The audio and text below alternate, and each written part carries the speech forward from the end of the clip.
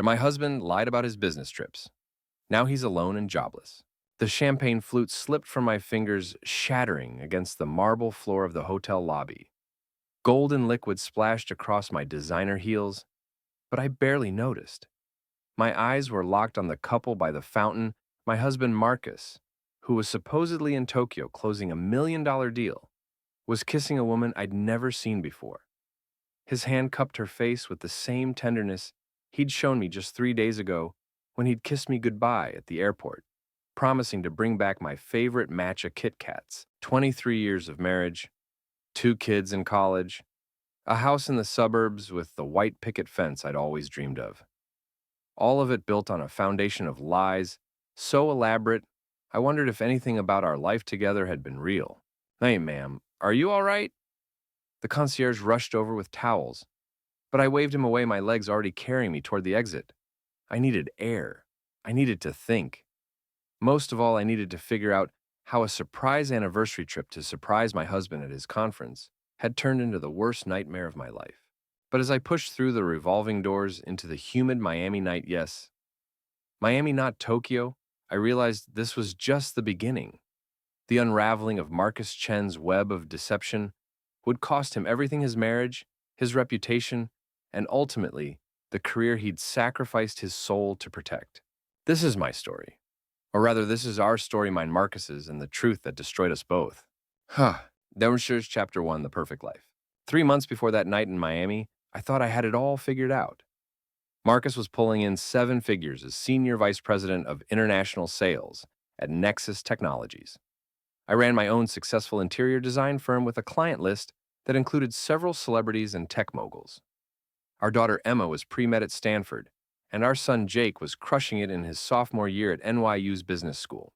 Another trip.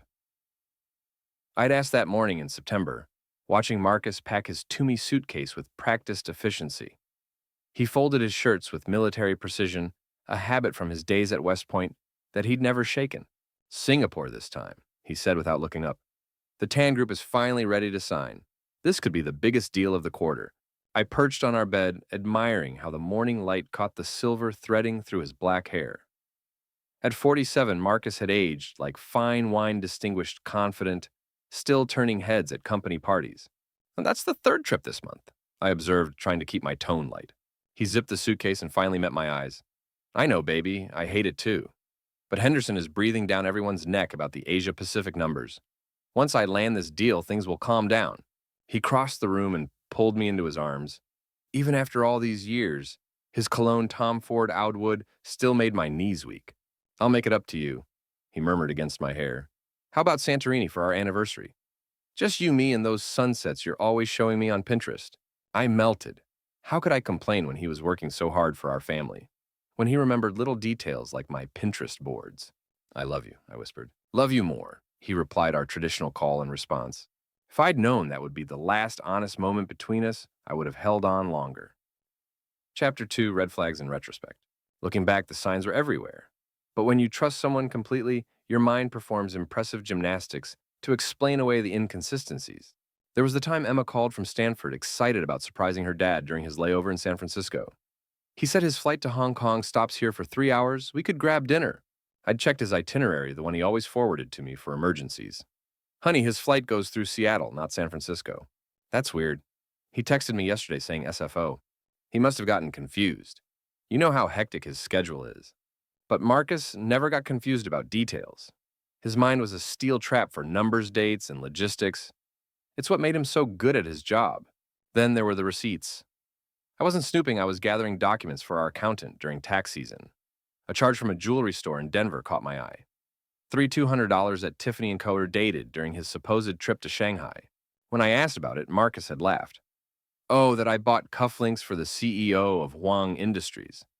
You know how important gift-giving is in Chinese business culture. I had to buy them stateside, can't show up with something purchased in China. It made perfect sense. Marcus had always been culturally savvy, speaking fluent Mandarin and understanding the nuances of international business etiquette. I'd actually been proud of his thoughtfulness. The late-night calls were harder to explain. His phone would buzz at 2 a.m. and he'd slip out to his home office claiming urgent calls with Asian clients.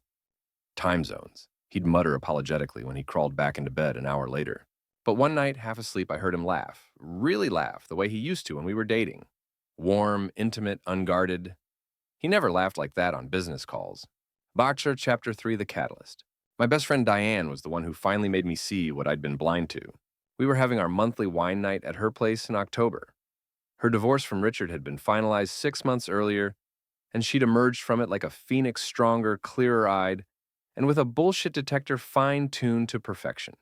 He's traveling again, she asked, refilling my glass with a generous pour of Cabernet.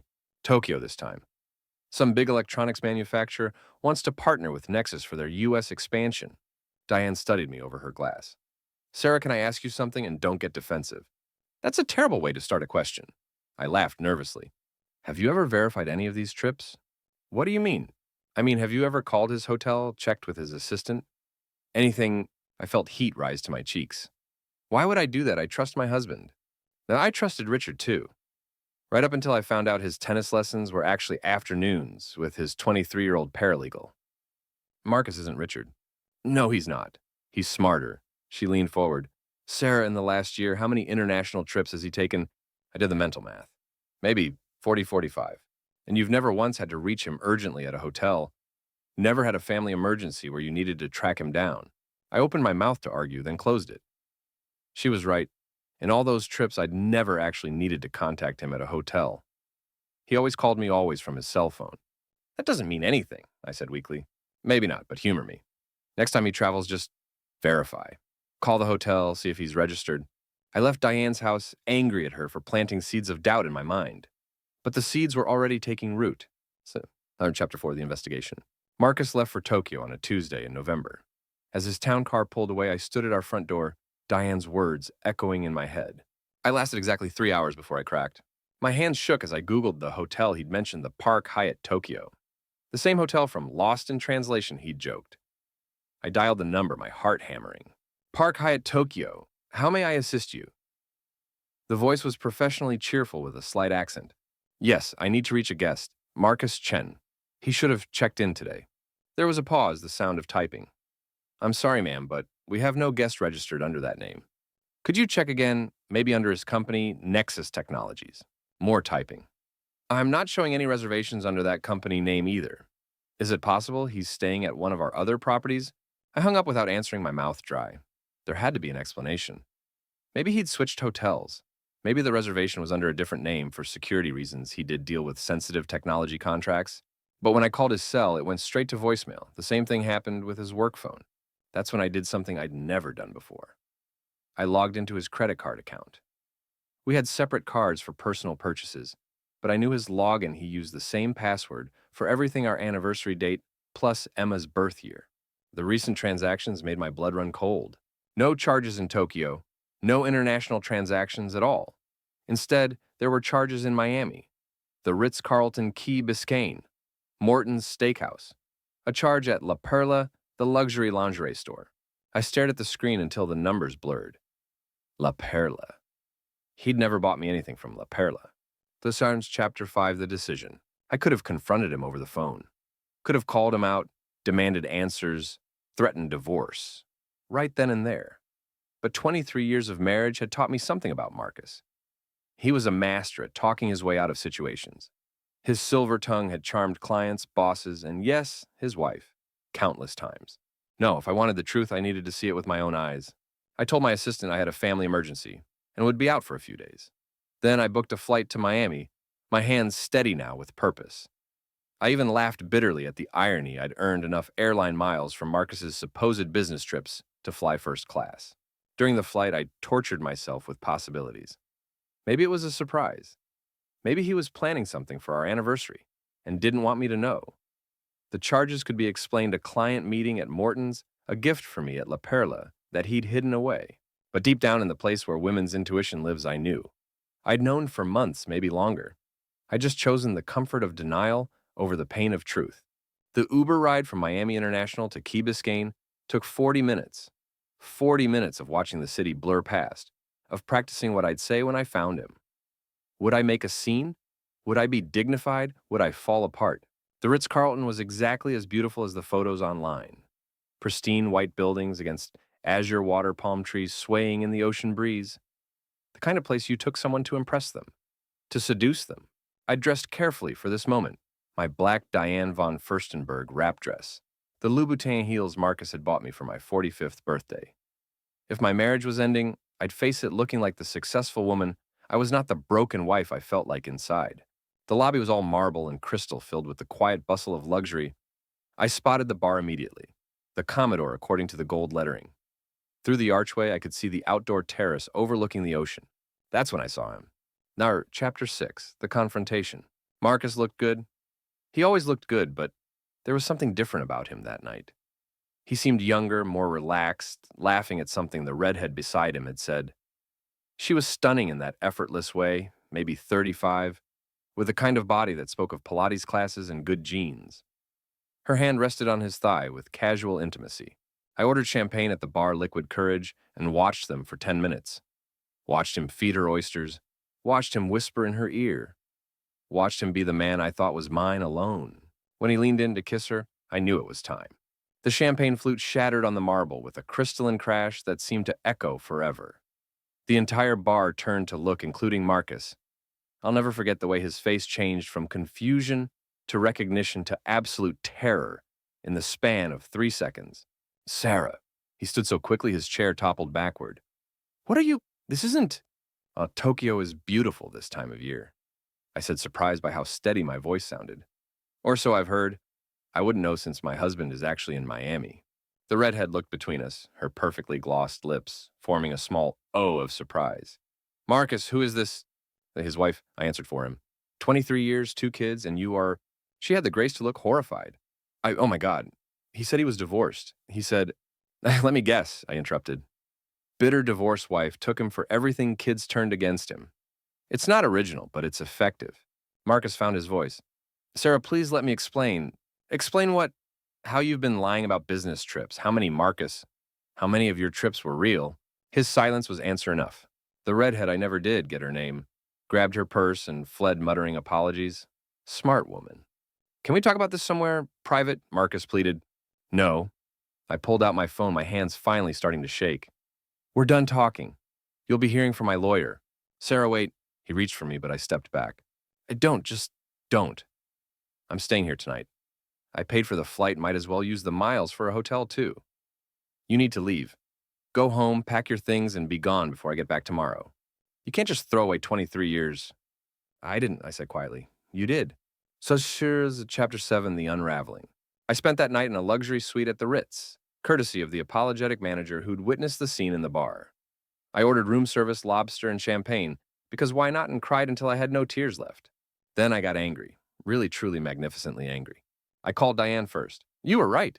Oh, honey, I'm so sorry. Where are you? Miami, at his hotel with his girlfriend. I'm booking a flight right now. No, don't. I need to do this alone. But can you recommend that shark of a divorce lawyer you used? Patricia Stonefield. She'll eviscerate him. I'll text you her number. My next call was to Marcus's assistant, Jennifer. It was late, but I knew she'd answer she always did for Marcus. Mrs. Chen, is everything okay? No, Jennifer, it's not. I need you to be honest with me. Did you know? The long pause told me everything. I suspected, but it wasn't my place. How many trips were fake? She sighed. Most of the domestic ones. The international trips were usually real, but he'd often extend them. I'm so sorry, Mrs. Chen. I wanted to tell you, but I have 3 kids and I needed this job. It's okay, I said, meaning it. I don't blame you, but I need you to do something for me. Can you email me his real travel records? The actual ones, not the versions he forwarded to me. And that could get me fired. Jennifer, he's about to have much bigger problems than a leaked travel schedule. She sent the files within an hour. The truth was worse than I'd imagined. Out of 48 trips in the past year, 31 had been fabricated entirely. The others had been extended by days or sometimes weeks. Miami appeared frequently, but so did Denver, Austin, and San Diego. I forwarded everything to Patricia Stonefield, along with a brief explanation. Her response came quickly, "This is good, very good. We'll take him for everything." So that was Chapter 8, The Return. I flew home the next morning, steeling myself for what I'd find. Part of me hoped Marcus would fight, would be there waiting with flowers and apologies and promises to change. It would have made hating him easier. Instead, I found an empty house and a letter on the kitchen counter.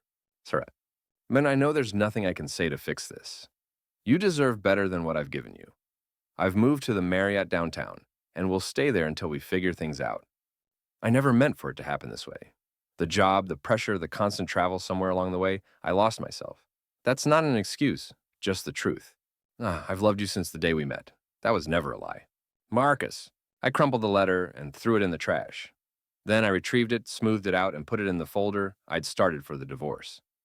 Evidence, Patricia had said. Document everything. The kids had to be told. Emma took it with the pragmatism of a future doctor. I knew something was wrong, she said over FaceTime. You guys barely touched when I was home for Thanksgiving.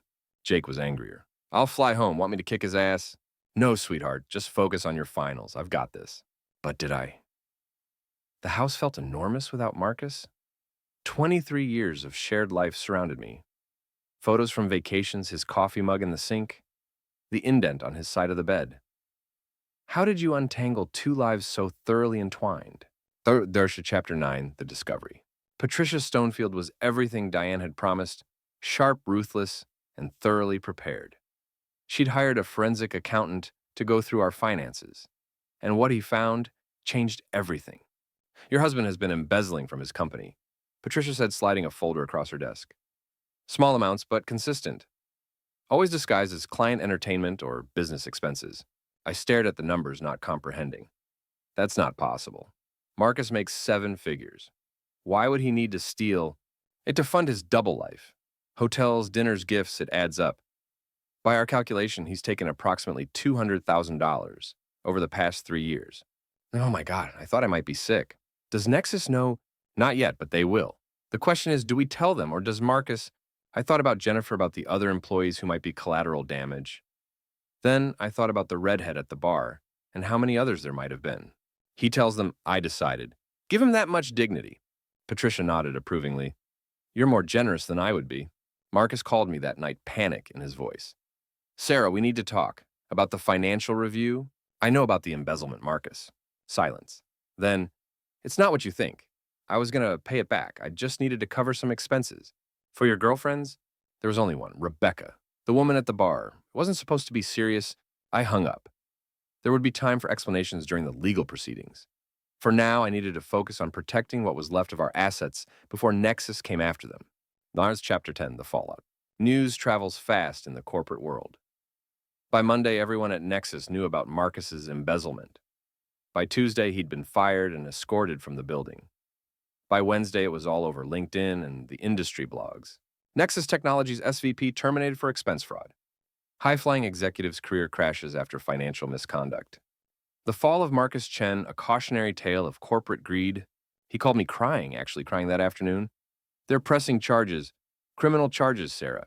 I could go to jail. You should have thought of that before you stole from them. So I did it for us, to maintain our lifestyle, to keep up appearances. I cut him off. You did it for you. To fund your lies. Don't you dare put this on me. Emma called an hour later. Mom, it's all over campus. Everyone knows Dad got fired. Some girl in my organic chemistry class asked if we're going to lose the house. We're not losing anything, honey. I've got a good lawyer. But the truth was more complicated. Massachusetts was an equitable distribution state, which meant I'd get a fair share of our assets. But with Marcus facing criminal charges and potential restitution to Nexus, there might not be much left to divide. I threw myself into work, grateful for the distraction.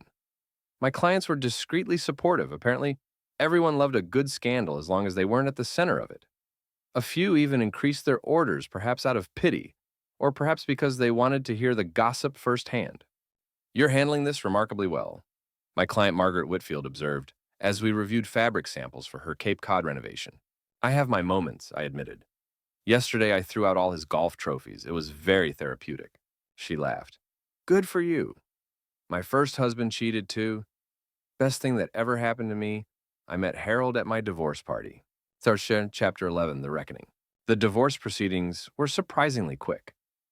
Marcus, desperate to avoid jail time, agreed to give me nearly everything in exchange for my cooperation with his plea deal.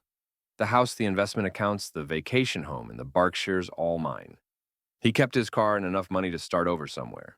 We met one last time to sign the papers in Patricia's conference room high above Boston Harbor. Marcus had lost weight, his designer suits replaced by off-the-rack gray. The confident executive was gone, replaced by someone I barely recognized. I'm moving to California, he said as we waited for the lawyers to finish their review. My brother has a small consulting firm. He's willing to give me a chance. That's good, I said, meaning it. Despite everything, I didn't want him destroyed, just gone. Sarah, I need you to know Rebecca wasn't the only one, but she was the only one who mattered. I fell in love with her, or thought I did. She left me the day after you found us. Said she couldn't be with someone who would lie like that. I don't want to hear about your girlfriend problems, Marcus. Ex-girlfriend. Ex-everything, really. He looked out at the harbor where boats bobbed in the choppy water. I lost everything for someone who didn't even want me. How's that for irony? You lost everything because you're a liar and a thief, I corrected. Rebecca was just the catalyst. He nodded slowly. You're right. You always were smarter than me. Patricia returned with the papers. We signed our names dozens of times, officially ending the Chen family as it had existed. When it was done, Marcus stood and offered his hand.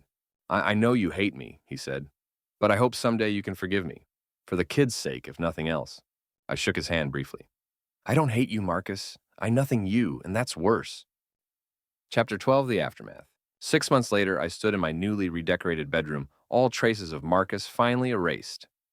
The king bed had been replaced with a queen position to catch the morning light. His closet had become my office, complete with a desk overlooking the garden. Emma was home for summer break, helping me plant tomatoes in the backyard. You seem happy, Mom. I am, I realized with some surprise. It's strange, but I am. Dad called yesterday. He wanted to know if I'd visit him in San Francisco. You should if you want to. He's still your father. She pulled off her gardening gloves. Did you ever really love him? I considered the question. I loved who I thought he was, but that person might never have existed. Or maybe he did once and I lost him somewhere along the way. I'll never really know. Jake joined us for dinner that night, regaling us with stories from his internship at Goldman Sachs. He was thriving, channeling his anger at his father into professional ambition. A partner asked if I was related to the Marcus Chen from Nexus. He said over dessert. I told him no. And Jake, I started, but he waved me off. I'm not ashamed of being your son, Mom, but I'm done being his.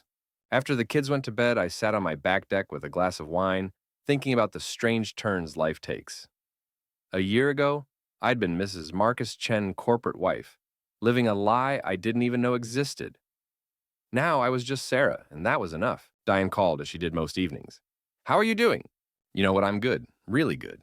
Any word from the asshole? He sent a check for the kids' tuition. No note, just the check.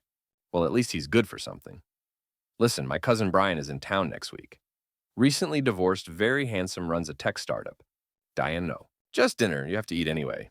I laughed. Ask me in another 6 months. After we hung up, I Googled Marcus out of curiosity. There wasn't much, a brief mention on his brother's company website, a LinkedIn profile with a generic title. Senior Vice President of International Sales, had become an independent consultant. The mighty had indeed fallen. Then, on impulse, I searched for Rebecca. I found her easily, Rebecca Morrison, a marketing director at a Miami-based cruise line. Her Instagram was public, full of beach photos and motivational quotes. No sign of Marcus or any man for that matter. I closed the laptop, oddly satisfied. We'd all moved on in our own ways. Epilogue 2 years later. The invitation arrived on a Tuesday. Embossed cardstock, elegant calligraphy, the kind of wedding invitation that signaled serious money. Mr. Brian Fitzgerald and Miss Sarah Mitchell request the pleasure of your company. At their marriage ceremony, I smiled, running my finger over my soon-to-be new name. Diane's matchmaking had worked, though it had taken a year of friendship before Brian and I became something more. He was everything Marcus wasn't, honest, steady content with building one good life instead of maintaining several fake ones. Emma, now in her residency at Mass General, would be my maid of honor. Jake had offered to walk me down the aisle. Someone has to make sure Brian's good enough for you, he'd said with his father's charm, but none of his duplicity. The doorbell rang as I was addressing invitations. A delivery, a small package with no return address. Inside was a silver picture frame, expensive but understated. The photo was from Emma's high school graduation, Marcus and I flanking our beaming daughter, looking like the perfect family we'd never quite been. The note was brief, and saw this in a shop window and thought you should have it. Whatever else we were, we made 2 amazing kids. Be happy. I studied the photo for a long moment, then placed it on the mantel next to more recent family pictures. Brian found me there an hour later when he arrived for dinner. From the accent, he asked, nodding at the frame. Yeah, You okay? I turned to kiss him, this good man who'd helped me rebuild. I'm perfect. And I was. The woman in that photo, trusting, naive, willfully blind, was gone. In her place stood someone stronger, someone who'd learned that the opposite of love isn't hate, but indifference. Someone who'd discovered that the best revenge isn't living well, but living authentically. Marcus had taught me many things during our marriage, but the most valuable lesson came from its end. Sometimes the worst betrayals lead to the best beginnings. As Brian and I prepared dinner together, laughing over his terrible knife skills, my phone buzzed with a news alert. Nexus Technologies had just announced record profits and a new SVP of international sales. Marcus's replacement, a woman named Jennifer Williams, was quoted extensively in the article. I smiled and deleted the alert. That was another life, another woman's concern. Sarah Chen was gone, and Sarah Mitchell, soon to be Sarah Fitzgerald, had her own story to write. Outside snow began to fall, blanketing our Boston suburb in pristine white. A fresh start, a clean slate, a new beginning. It was all very poetic, and I might have appreciated the symbolism more if I hadn't been so genuinely, boringly, wonderfully happy.